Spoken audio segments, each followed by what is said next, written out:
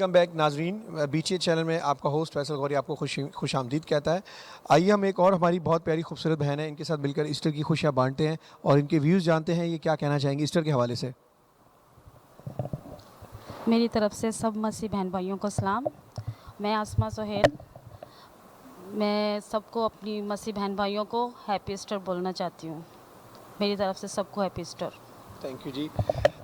नाजरीन, मैं इस प्यारी बहन का बहुत तहे दिल से शुक्रगुजार हूँ। ये हमारी खुदा उनका शुक्र हो कि हमारे साथ गाय बगाए हमारे साथ खिदमत करती हैं। Thank you so much viewers. Viewers, हमारी इस चैनल को लाइक एंड सब्सक्राइब करना मत भूलिएगा। Thank you so much. और मेरी तरफ से, मेरी पूरी टीम की तरफ से, BTL की तरफ से आप सबको happy Easter.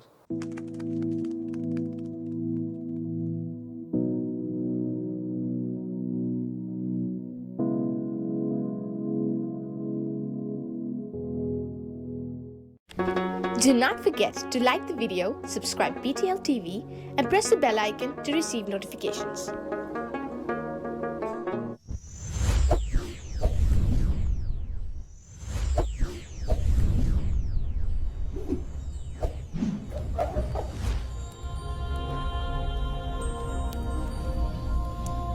Jesus is the light of the world.